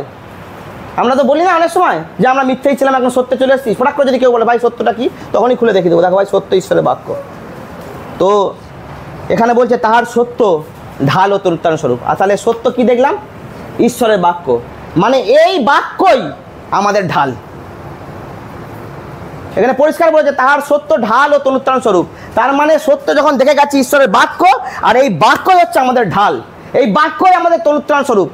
তরুত্তারণ স্বরূপের মানে আমি দেখছিলাম গুগলে যে তরুত্তারণ স্বরূপ মানে কি, বিভিন্ন রকম মানে আছে, এক জায়গায় প্রাচীর লেখা আছে। তো ঢাল ও প্রাচীর এই বাক্যই, এই বাক্যই আমাদেরকে বিপদের সময় আমাদের ঢাল হয়ে দাঁড়াবে, এই বাক্যই আমাদের প্রাচীর হয়ে দাঁড়াবে। ঢাল আমরা বুঝি কেউ, ঢাল কি ঐতিহাসিক বই আমরা দেখেছি। ঢাল কেমন দেখতে? হ্যাঁ, মানে থালাটা একটা ঢাল আছে, থালা সেটা আছে মানে কেউ আঘাত করবে সে রক্ষা করবে। আর একটা ঢাল আছে দেখবে পা থেকে মাথা পর্যন্ত, যেটা এখন পুলিশরাও বেদ নিয়ে যায় না, পুলিশরা কোথাও মারপিট করতে এইভাবে যায়। তো ঢাল ও তরুত্রাণ স্বরূপ, মানে একটা ঢাল পা থেকে মাথা পর্যন্ত, মানে এরকম ঢাল ধরে নেবো, কোনো বিপদ যাই এসুক না কেন সেই ঢালে লাগবে, আমাকে কিছু লাগবে না। তো ঈশ্বর বলছে সেই ঢাল আমাদের জন্য এই বাক্য, আর এই বাক্যই হচ্ছে আমাদের ঢাল। যখন যে সিচুয়েশনে যদি ঈশ্বরে চলি, ঈশ্বর আমাদেরকে কথা বলবে, তিনি আমাদের ঢাল হয়ে দাঁড়াবে। এই বাক্য হচ্ছে আমাদের ঢাল। এই জন্য বলছে তাহার সত্য ঢাল ও তরুত্রাণ স্বরূপ। 5 পদ গীতে, এই 91:5, আমি ভীত হইব না, সরি তুমি ভীত হইবে না। আমি বলি তো বারবার ঘরে যখন পড়ি, ওই জন্য খালি আমি বলে ফেলি। তুমি ভীত হইবে না রাত্রির ত্রাস হইতে, দিবসে উড্ডীয়মান স্বর হইতে। রাত্রির ত্রাস, রাত্রির ত্রাস কোনো রাত্রির ত্রাস বলতে এটা কোনো ছেলে খেলার ব্যাপার না। রাত্রির ত্রাস মানে রাত্রির শুধু ত্রাস একটা আলাদা, ভয়। এটা রাত্রি, ঈশ্বর কেন রাত্রির ত্রাস বললো কেন? শুধু ত্রাসও বলতে পারতো, তুমি ভীত হইবে না কোনো ভয় থেকে। রাত্রির ত্রাস মানে অ্যাকচুয়ালি একটা মানে ভয়ঙ্কর আতঙ্ক। যদি ধরো ভাবি আমরা জঙ্গল দিকে 2 বন্ধু যাচ্ছি, ধরো আমি আর গুরু জঙ্গলের মধ্যে যাচ্ছি, সেখানে বিভিন্ন রকম খারাপ আওয়াজ, চি চা নানা রকম করছে, আর কেউ নেই, হঠাৎ দেখলাম গুরু নেই, আমি একা, সেইটা হচ্ছে ত্রাস। তখন বুকে আর কিছু থাকবেন। ধরো এমনি ভয়ে আছি, তবু জানি 2 জন আছি, হঠাৎ যদি দেখি তুমি পেছনে নেই, আমি ভিতরে একা, ওই হচ্ছে রাত্রির ত্রাস। আর আমার ঈশ্বর বলছে তুমি ভীত হইবে না রাত্রির ত্রাস হইতে, মানে এক কথায় তুমি শয়তানি শক্তি বলতে পারো। তুমি দেখে নেবে যে যত খারাপ কিছু রাত্রেবেলা বেশি ঘটে, রাত্রেবেলা শয়তানের শক্তি বৃদ্ধি পায় যত খারাপ কিছু ঘটে। ধরো বিভিন্ন রকম আরও পরজাতিরা যারা বিভিন্ন রকম এই তান্ত্রিক ফান্ত্রিক হয়, ওই রাত্রেবেলায় শ্মশানে গিয়ে হু হা করছে, কবরস্থানে রাত্রেবেলা গিয়ে নানা রকম কাজ। রাত্রে কেন, দিনেও তো হতে পারতো। রাত্রে শয়তানি শক্তি বৃদ্ধি পায়। আমাদের যদি তুমি এমনি পরিবেশও দেখো, মার্ডার, ছিনতাই, বিভিন্ন রকম খারাপ যেসব ঘটনা দিনের বেলা থেকে রাত্রেতে বেশি ঘটে, রাত্রেবেলা শয়তান শক্তি বৃদ্ধি পায়। আর ঈশ্বর বলছে সেই রাত্রির ত্রাসেও আমি ভয় পাবো না। কেন ভয় পাবো না? ঈশ্বর তো বলে দিল। আমরা কি জানি কেন ভয় পাবো না রাত্রির ত্রাসে? যদি আমরা সর্বদাই অনুভব করি গীতসংহিতার 121:4, এইটা যদি আমরা জানি বা অনুভব করি, তাহলে ভয় পাবো না, নিশ্চিন্তে ঘুমোবো। আর নিশ্চিন্ত ঘুমাই এখন আমরা। এক খ্রিস্ট বিশ্বাসের যারা প্রভুকে ভালোবাসে, ঘুমের ওষুধ খেতে হয় না, ঈশ্বরের কোলে মাথা রেখে আনন্দ করে ঘুমায়। 121:4, ইসরায়েলের রক্ষক, এটা কোনো মানে জায়গার কথা ঈশ্বর বলছে না। ইসরায়েল বলতে আমরা, বাইবেলের অনেক কনসেপ্ট আছে, বুঝতে হবে। হ্যাঁ, দেখো তুমি ইসরায়েলের রক্ষক, মানে আমাদেরকে ঈশ্বর বলছে যে আমি তোমার রক্ষক, আর আমি কখনো ঢুলিয়া পড়ে যাই না। ঘুম তো অনেক দূরের কথা, এরকম ঢুলেও যায় না। 121:4 গীতসংহিতা। ঘুম তো অনেক দূরের কথা, ঈশ্বর তো ঘুমোয়নি, কিন্তু বলছে কোনোদিন ঘুমে ঝুঁকেও যায়নি। আর সেই জন্যেই আমি যখন ঘুমোই, আমি রাত্রির ত্রাস আমাকে ভয় পারে না, কারণ আমি জানি আমার রক্ষক যে সে আমার জন্য জেগে আছে, সে আমার উপর খেয়াল রাখছে, সে আমার জন্য জেগে থেকে তার পক্ষ যুগলের মধ্যে আমাকে আগলে রেখেছে। কোন ত্রাস আমাকে ভয় দেখাবে? এই জন্য কোনো রাত্রির ত্রাস আমাদেরকে ভয় দেখাতে পারে না, যদি তার অন্তরালে থাকি। তারপরে বলছে দিবসে উড্ডীয়মান স্বর হইতে। দিবসে উড্ডীয়মান স্বর, এখানে দুটো কথা বলেছে 5 পদে। এক তো রাত্রির ত্রাস, যেটা লুকিয়ে লুকিয়ে আসে, আর দিবসে উড্ডীয়মান স্বর, দিবসে মানে দিনে, দিনের বেলাও যে উড্ডীয়মান স্বর, দিনের বেলাও যে বিপদ আসে সেখানেও আমাদের ভয় নেই। দিনের বেলাতেও আমাদের কোনো ভয় নেই যে উড্ডীয়মান স্বর আসে, কারণ আমার ঈশ্বর সর্বত্র বিরাজমান। তাই দিবসে উড্ডীয়মান স্বর মানে হচ্ছে তীর যাকে বলে। এটা মানে যেটা চলিত ভাষায় বাইবেল আছে সেখানে তীর লেখা আছে, যে দিবসে উড্ডীয়মান তীর। সেই তীর যখন আসবে সেখানেও আমাদের ভয়ের ব্যাপার নেই। যিশায়র 54-17 পদকেও খুলি দেখি, 54-17 হবে মনে হচ্ছে।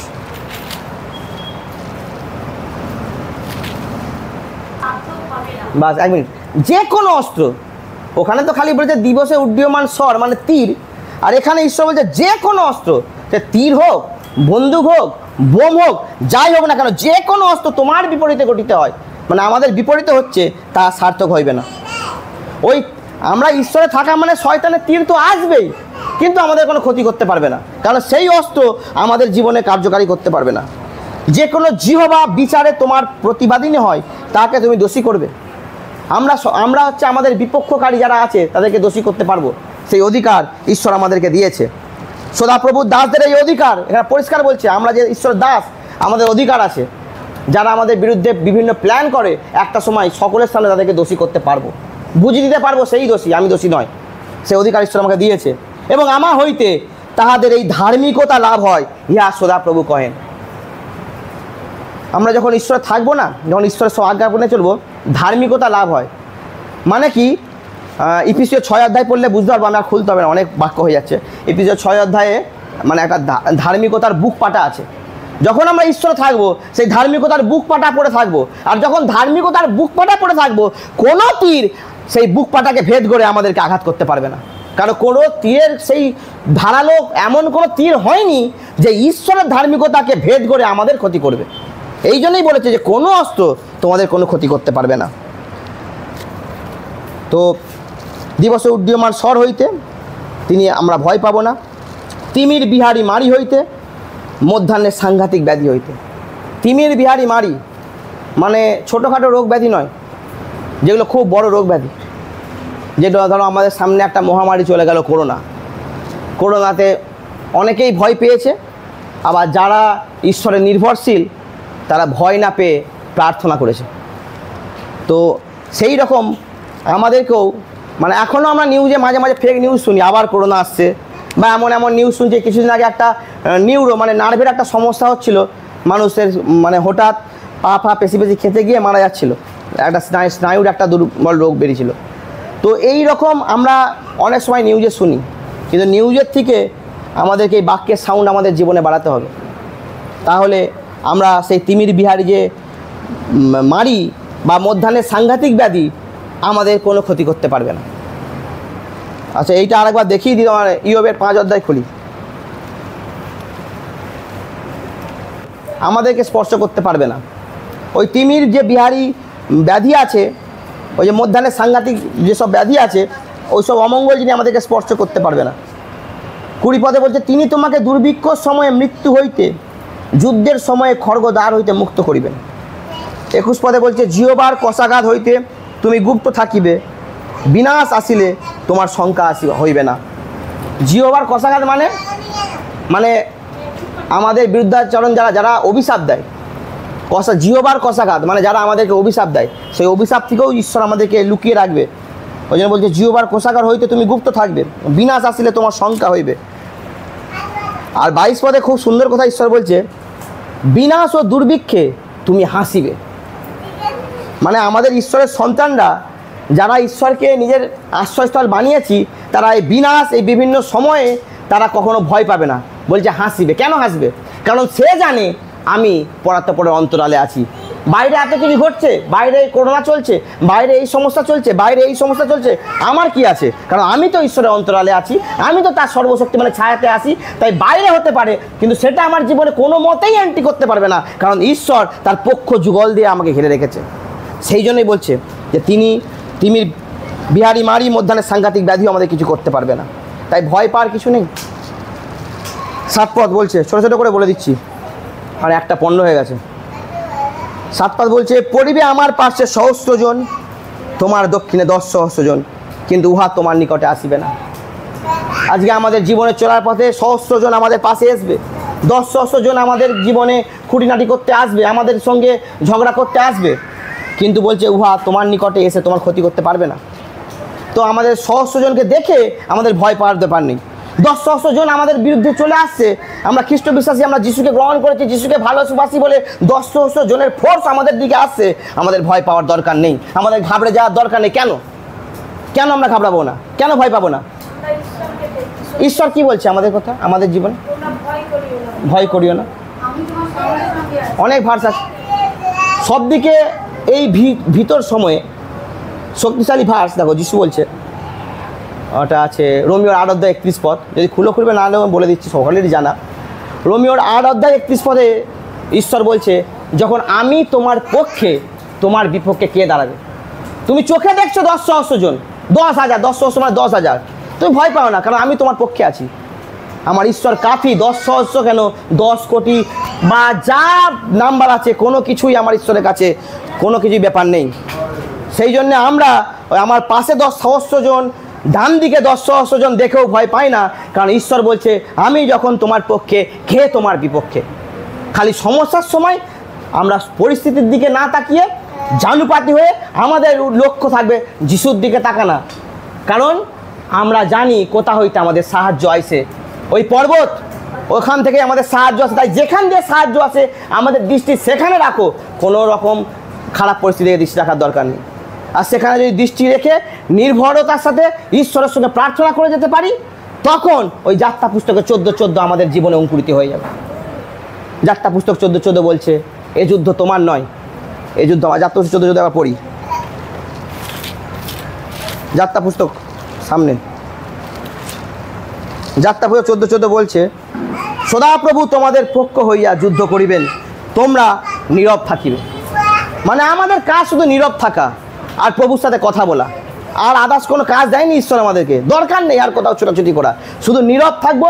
লোকে আমাকে নানা রকম ঘৃণাত্মক কথা বলতে পারে, লোকে আমাকে গালাগাল দিতে পারে, লোকে আমাকে দূরছাই করতে পারে, আমাদের উত্তর নেই, আমরা যেন নীরব থাকি। আর যখনই নীরব থাকছি, ঈশ্বর বলছে তোমার পক্ষ হইয়া আমি যুদ্ধ করব, তোমার আর কোনো টেনশান নেই। কিন্তু আমরা তো নীরব থাকতে পারিনি, সমস্যা তো এইটাই। কেন নীরব থাকতে পারিনি? ঈশ্বরকে আস্বাদন করতে পারিনি। যদি ঈশ্বরকে আবার আস্বাদন করে নিই যে তিনি যেটা বলেন সেটা আমার জন্যই, এই প্রত্যেকটা বাক্য, প্রত্যেকটা প্রতিজ্ঞা আমার জন্য, নীরব থাকাটা কোনো ব্যাপার নয়। নীরব থাকবো, ঈশ্বর রক্ষা করবে। আর যখন নীরব থেকে ঈশ্বরের কাছে নির্ভর করব, তখন ওই তোমার 91:8 পদ বলছে, তুমি কেবল সচক্ষে নিরীক্ষণ করিবে আর দুষ্টগণের প্রতিফল দেখবে। তোমাকে কিছু করতে হবে না, আমি তোমার হয়ে যুদ্ধ করব, তুমি শুধু বসে বসে তাদের প্রতিফলগুলো দেখে যাও, আর কিছু করতে হবে। ইয়ে হ্যাঁ, ওই যাই, হ্যাঁ, চলিত ভাষায় মজা দেখা, প্রতিফলের যদি চলিত ভাষা দেখি তাহলে মজা দেখা। তুমি নীরব থাকো, ঈশ্বর তোমার হয়ে যুদ্ধ করবে। এবার তোমাকে ঈশ্বর দেখিয়ে দিবে তাদের প্রতিফল। ঈশ্বরের বাক্য বলছে, এটা আমাদের কথা নয়, তিনি আমাদেরকে প্রতিফল দেখাবেন। হালেলুয়া। 9 পদ, হ্যাঁ, সেই হ্যাঁ মানে জোর দিয়েছে। হ্যাঁ, সদাপ্রভু তুমিই আমার আশ্রয়, তুমি পরাত পরকে আপনার বাসস্থান করিয়াছ। এটা সেই 1 পদের সমতুল্য।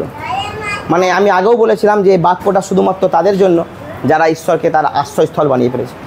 তো এখানে সেটাই বলছে, তুমিই আমার আশ্রয়, তুই পরাত পরকে আপনার বাসস্থান করিয়াছ। তোমার কোনো বিপদ ঘটিবে না, কোনো উৎপাত তোমার তাম্বুর নিকটে আসিবে না। আমরা যদি সর্বদাই অনুভব করি যে আমি ঈশ্বরকে নিজের আশ্রয়স্থল বানিয়েছি, আমি তার সেই আশ্রয়স্থলে আছি, আমরা যেন প্রতিদিন মানে বিশ্বাসের সাথে ঘোষণা করতে পারি যে আমি প্রভুতে আছি, প্রভুর অন্তরে আছি, আমি তার আশ্রয়ে আছি, তাই কোনো বিপদ, কোনো দুর্ঘটনা না আমার কাছে আসতে পারবে, না আমার বাড়ির সামনেও আসতে পারবে, কারণ ঈশ্বরের আশ্রয়স্থলে আমি আছি। আর কোনো বিপদের, কোনো পরিস্থিতির এমন ক্ষমতা নেই তার আশ্রয়স্থলে ঢুকে গিয়ে আমাকে বার করে এনে আমার ক্ষতি করবে। কারো কোনো শক্তির ক্ষমতা নেই। আমরা যেন অনুভব করি তার আশ্রয়স্থলে আছি। 11 পদ, কারণ তিনি আপন দূতগণকে তোমার বিষয়ে আজ্ঞা দেবেন, যেন তাহারা তোমার সমস্ত পথে তোমাকে রক্ষা করেন। যখন তার আশ্রয়স্থলে থাকবো, তিনি তার দূতগণকে, আমরা বলবো প্রভু আমার কোনো বিপদ নেই, কোনো ভয় নেই, কারণ তুমি তোমার দূতগণকে আমার জীবনে অধিকার দিয়েছো। আর সেই দূতগণ সর্বসময় আমাকে সমস্ত বিপদ থেকে, সমস্ত পরিস্থিতি থেকে রক্ষা করে। তাই আমি সর্বদাই নিশ্চিত যে আমার ঈশ্বর সদাপ্রভু আমার সঙ্গে আছে, রক্ষা করবেন। তাহারা তোমাকে হস্তে করিয়া তুলিয়া লইবে, পাছে তোমার চরণে প্রস্তরের আঘাত লাগে। মানে আমরা পড়ে যাওয়ার আগেই তিনি আমাকে তুলে নেবেন। সেই স্বর্গদূত যাদেরকে ঈশ্বর আমার জীবনে অধিকার দিয়েছে, এটা স্বর্গদূতকে আদেশ করা আছে যে তোমাকে জীবনে করতে হবে। স্বর্গদূত ঈশ্বরের আদেশ মানে, তাই আমরা পড়ে যাওয়ার আগে ঈশ্বর হচ্ছে তাকে, মানে সেই স্বর্গদূত দ্বারা আমাদেরকে রক্ষা করবে। হালেলুইয়া। 13 পদ, তাড়াতাড়ি শেষ করে দিচ্ছি। তুমি সিংহ ও সর্পের উপরে পা দেবে, তুমি যুব সিংহ নাগকে পদতলে দলিবে। সিংহ আর সর্প মানে কি? এবার একটু খুলতেই হবে বাক্য। আদি পুস্তক 3 অধ্যায় 1 পদ খুলি। তো আর আমার ঈশ্বর বলছে সেই সিংহ সর্পের উপরে আমরা পদতল দেব। আবার কি বলেছে? তুমি যুব সিংহ নাগকে, মানে দুর্বল সিংহ নয়, যে লড়াই করতে পারেনি এমন সিংহ নয়, যুব সিংহ যার প্রচুর শক্তি, সেই সর্পকে তোমরা পা দিবে। হালেলুইয়া। কি শক্তি দিয়েছে ঈশ্বর আমাদেরকে! হ্যাঁ, এই ঈশ্বরকে পেয়ে আমরা সত্যি এত এনকারেজ হই, ওই জন্য কোনো সমস্যাতে আমরা ভয় পাই না, কারণ তিনি আমার সঙ্গে আছেন। তো রোমিও 16 অধ্যায় 20 পদ দেখি আবার।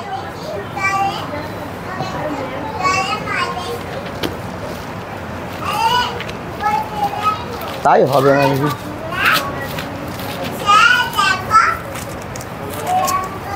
16 অধ্যায় 20 পদ। হ্যাঁ ঠিক আছে। দেখো এখানে পরিষ্কার বলেছে, আর শান্তির ঈশ্বর তরাই শয়তানকে তোমাদের পদতলে দলিত করবেন। আমাদের পদতলে ঈশ্বর তো ইচ্ছা করলে নিজেও দলিত করতে পারতো, কারণ তিনি যখন আমাদেরকে বানিয়েছেন, বলেছেন তোমরা পৃথিবীতে কর্তৃত্ব করবে, তো শয়তানকে দলিত তিনি আমাদের পদতলেই করবেন। আমরা যখন তার অন্তরে থাকবো, তাকে যখন আমাদের দুর্গ বানিয়ে ফেলবো, আমাদেরকে সেই সামর্থ্য ঈশ্বর দেবে যেন যে সামর্থ্যে আমরা শয়তানকে দলিত করতে পারি। তিনি আমাদের সেই ঈশ্বর যিনি আমাদেরকে সেই সামর্থ্য, সেই ক্ষমতা দেবেন, আর শয়তানকে পদতলে দলিত করার অধিকার দেবেন। 14 পদ, গীত সংহিতা 1 নম্বর 14 পড়ছি। সে আমাতে আসক্ত, তজ্জন্য আমি তাহাকে বাঁচাইব, আমি তাহাকে উচ্চে স্থাপন করিব, কারণ সে আমার নাম জ্ঞাত হইয়াছে। সে আমাতে আসক্ত, মানে আমরা যদি ঈশ্বরের সঙ্গে আসক্ত থাকি। আচ্ছা, আসক্ত কোথার মানে কেউ জানি? হ্যাঁ, আকৃষ্ট হওয়া যাকে বলে, বা আকর্ষণ। হ্যাঁ, মানে আকৃষ্ট, মানে সেইটা ছাড়া আমার চলবে না। মানে ধরো আমার বাচ্চারা এখন সব এই যুগের বাচ্চারা ফোনের প্রতি আসক্ত, মানে ফোন ছাড়া ভাত খাওয়া যাবে না। আমার ছেলেটা যেমন ফোন ছাড়া খেতে পারে না, মানে আকৃষ্ট, একে বলে আকৃষ্ট হওয়া। আর সেইখানে ঈশ্বর বলছে যে সে আমাতে আসক্ত, তোর জন্য আমি তোমাকে বাঁচাইব। মানে যারা ঈশ্বরে আকৃষ্ট, যারা ঈশ্বর ছাড়া মনে করে আমি দুর্বল, যারা ঈশ্বর ছাড়া মনে করে আমি ব্যর্থ, ঈশ্বর ছাড়া আমার জীবনে কিচ্ছু করা সম্ভব নয়, ঈশ্বর ব্যতীত আমি কিছু করতে পারবো না, ঈশ্বরের শক্তিতেই আমরা সব করতে পারি, সেই তাদের জন্য ঈশ্বর বলছে আমি তাদেরকে রক্ষা করব, তাদেরকে বাঁচাবো। মানে আকৃষ্ট মানে একদম ঈশ্বরের সঙ্গে আঠার মতো জুড়ে থাকা, তাদেরকে ঈশ্বর বাঁচাবে। শুধু বাঁচাবে নয়, বলছে আমি তাকে উচ্চে স্থাপন করিব, কারণ সে আমার নাম জ্ঞাত হয়েছে। উচ্চে স্থাপন মানে কি? এমন জায়গায় নিয়ে যাবে।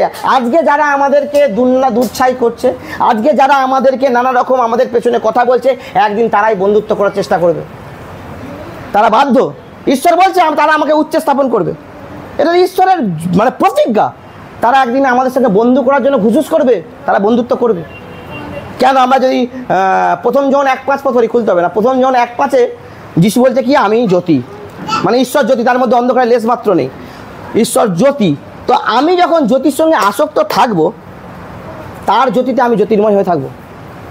এটা একটা থিওরি, আমি যখন ঈশ্বরের সঙ্গে আসক্ত, মানে ঈশ্বরের জ্যোতিতে আমি জ্যোতির্ময়, আর যখন আমি জ্যোতির্ময় ঈশ্বরের জ্যোতিতে যখন আমি উজ্জ্বল হয়ে আছি, যারা অন্ধকারের তারা দেখবে আর চিন্তা করবে এর জীবনটা এত সুন্দর কি করে। তারা ভাবতে তারা বাধ্য। আমরা এত ইনকাম করি, এত কিছু করি, তবু আমাদের পয়সা মানে জমানোর জন্য আমাকে এত করতে হয়, আমার তবু সংসারে অভাব। আর ও সামান্য 200-300 টাকা ইনকাম করে, তাতেও এত মানে জীবনে এত সুখ। আমাদের ঈশ্বর যে শান্তিরাজ, যে তার পর অন্তরালে আবার ঢুকে পড়ে শুধু শান্তি আর শান্তি বিশ্বাসে থাকবে, তখন যারা অন্ধকারের আমাদের জীবনে ঈশ্বরের উজ্জ্বলতা দেখে তারাও আমাদের প্রশংসা করবে, তারাও জানতে চাইবে এরা কোন ঈশ্বরের আরাধনা করে। হালেলুইয়া, কারণ সে আমার নাম জ্ঞাত হয়ে আছে। পণ্ডপথ বলছি, 91 পণ্ডপথ, 91 পণ্ডপথ। সে আমাকে ডাকিবে, আমি তাহাকে উত্তর দিব, আমি সংকটে তাহার সঙ্গে থাকিব, আমি তাহাকে উদ্ধার করিব, গৌরবান্বিত করিব। মানে আমরা সেই ঈশ্বরেরই আরাধনা করি, যখনই ডাকবো তখনই সাড়া দেবে। আমাদের ঈশ্বরকে আমাদের এমন নয় নানা রকম ঢোক ঢাল বাজিয়ে তাকে খুশি করতে হবে তবে সে সাড়া দিবে, তা নয়। আমরা সেই ঈশ্বরের আরাধনা করি যাকে যখনই ডাকবো তিনি তখনই সাড়া দেবেন। 2 বিবরণ 4:7 পদ পড়ি, 2 বিবরণ 4:7 পদ। এটা তো খুব ফেমাস ভার্স। দিয়া বল, সরি, দিবাকর দা অনেকবার এটা বলে।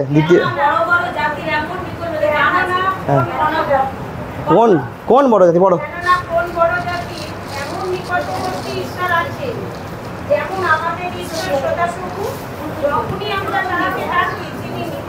বলছে কোন এমন ঈশ্বর আছে আমার সদাপ্রভুর মতো যখনই ডাকবো তখনই আমার নিকটবর্তী।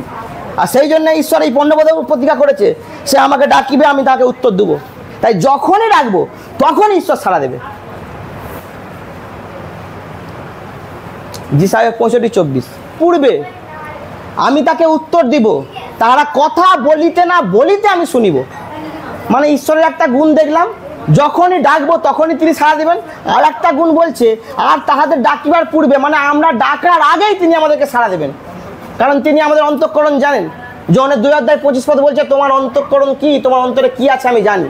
সেই জন্যে এই যিশায়া 65:24 পদে ঈশ্বর প্রতিজ্ঞা করেছে, তোমরা ডাকার পূর্বে আমি তোমাকে সাড়া দেবো, তাহারা কথা বলিতে না বলিতে আমি শুনিব। মানে আমাদের ঈশ্বরকে যে আমাদের সমস্যাটা বলবো, বলার আগেই তিনি শুনে নেবেন সব কথা, তিনি বুঝে যাবেন তিনি আমার এমন ঈশ্বর। এরম ঈশ্বর আর কোথাও আছে? আমাদের ঈশ্বর এরম জীবন্ত ঈশ্বর, আমাদের সৈর ঈশ্বর। আমি সংকটে এবার উত্তর দিব। তারপরে বলছে 15 অধ্যায় পড়ছি আবার, 91:15, সে আমাকে ডাকিবে আমি তাকে উত্তর দেব। হলো, আমি সংকটে তাহার সঙ্গে থাকিব, আমি তাহাকে উদ্ধার করিব। সংকটে পাশে আমরা কাউকে পাই আর না পাই, আমরা যিশুকে সর্বদাই পাব। এটা তার প্রতিজ্ঞা। কারণ আমার ঈশ্বর মানুষ নয় যে মিথ্যা কথা কহেন, আমার ঈশ্বর কখনো মিথ্যা বলেন না। আর তিনি গীত সংহিতার 50-15 পদ পড়ে নি, তাহলে বুঝতে পারবো না।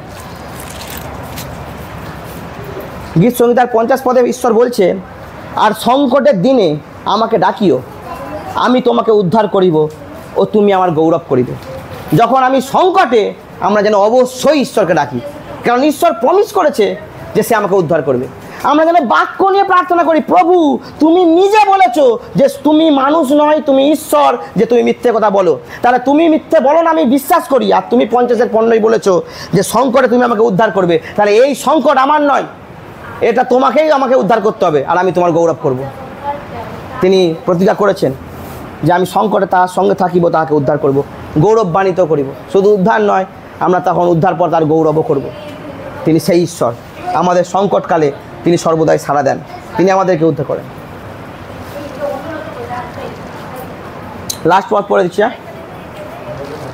লাস্ট পদ, আমি দীর্ঘ আয়ু দিয়া তাহাকে তৃপ্ত করিব, আমার পরিত্রাণ তাহাকে দেখাইব। দীর্ঘ আয়ু তো আমরা সবাই চাই না, কেউ চায় না কেউ বেশি দিন বাঁচতে সবাই চায়।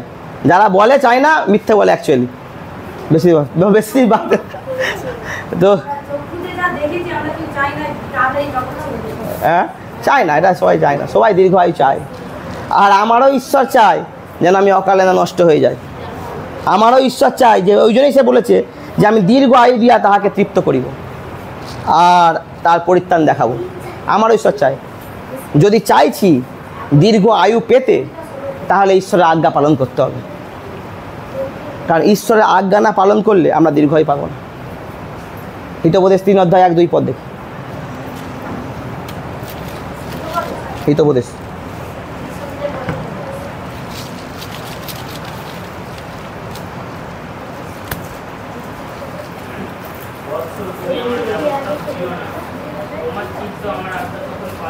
প্রথম তাহলে কি বললো? বৎস তুমি আমার ব্যবস্থা ভুলিও না, মানে আমি আমার যে আজ্ঞা তুমি সেগুলো ভুলো না, আর তোমার চিত্ত আমার আজ্ঞা সকল পালন করো। তুমি যেন আমার সকল আজ্ঞা পালন করো। বা আজ্ঞা পালন করলে কী হবে পড়ো, 2 পদটা পড়ি এবার।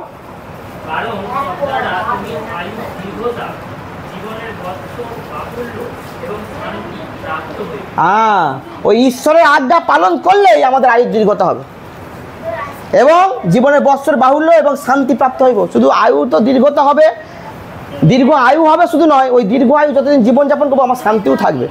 এমন নয় যে বিছানায় পড়ে থাকবো 25 বছর, তা নয়, সে জীবনের মধ্যে শান্তিও থাকবে ওই দীর্ঘ আয়ুতে। কি কখন থাকবে? যখন ঈশ্বরের আজ্ঞা আমরা পালন করব। তাহলে দীর্ঘ আয়ু ঈশ্বর কি আজ্ঞা দিয়েছে যে আমরা দীর্ঘ আয়ু পেতে পারি? সবাই জানি। হ্যাঁ, ওরা কি দীর্ঘ আয়ু বলেছে? ওটা তো প্রেম। ঈশ্বর তো অনেক আজ্ঞা আছে, কিন্তু আমি চাইছি এক্স্যাক্টলি কোন আজ্ঞাটায় দীর্ঘ আয়ু আছে বলো। ওইটা কিন্তু আমরা সবাই পড়েছি, রাইট। যাত্রা পুস্তকে 20-12 পদ পড়ো। হালেলুইয়া।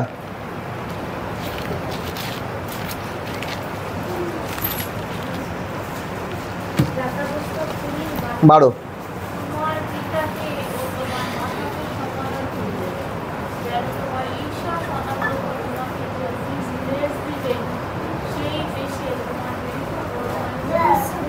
ঈশ্বর বলছে তোমার পিতাকে ও তোমার মাতাকে সমাদর করিও।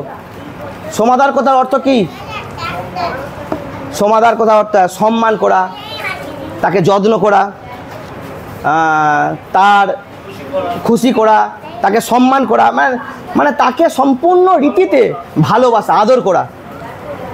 যারা আমরা হৃদয় দিয়ে ড্রামা করে নয়, বাপ মায়ের অর্থ সম্পত্তি পাওয়ার লোভে নয়, হৃদয় দিয়ে ড্রামা না করে বিশ্বাসের সাথে, সততার সাথে নিজের পিতামাতাকে ভালোবাসি, ঈশ্বর বলছেন তোমাদের দীর্ঘ পরমায়ু আছে। হালেলুইয়া। তাই যেন আমরা নিজের বাবা তোমায় ধন্যবাদ, প্রশংসা, গৌরব করি প্রভু। ধন্যবাদ করি প্রভু, তুমি সুন্দরভাবে সাহায্য করলে। তোমার বাক্যের যে নিগুড় তত্ত্ব তুমি বোঝালে, আরও নিগুড় তত্ত্ব ছিল প্রভু। তুমি যা দিয়েছো তাতে ধন্যবাদ করি যে এটা তোমারই ইচ্ছা। আর যে নিগুড় তত্ত্ব তুমি বোঝালে, যেগুলো তোমার আমাদের জীবনের জন্য পরিকল্পনা আছে, যে কিভাবে থাকলে তোমার পড়াতে পড়ে অন্তরালে থাকতে পারবো, সেই ছায়াতে বসতি করব, কিভাবে থাকলে তুমি যেভাবে শেখালে প্রভু, সেটা যেন আমি এবং আমার এই সকল ভাই বোন যেন সর্বদাই হৃদয়ে রাখতে পারি। আজকে যে বাক্য দিল, এই বাক্যকে তুমি আমাদেরকে যত্ন করে রাখতে সাহায্য করো। কোনো পরিস্থিতিতে এই বাক্য আমাদের জীবন থেকে যাতে চুরি না হয়ে যায়, তুমি রক্ষা করো প্রভু। তুমি আমাদের সঙ্গে থাকো, দয়া করো, কৃপা করো, এবং এখানে সমস্ত ভাই বোনেদেরকে তুমি আশীর্বাদ করো।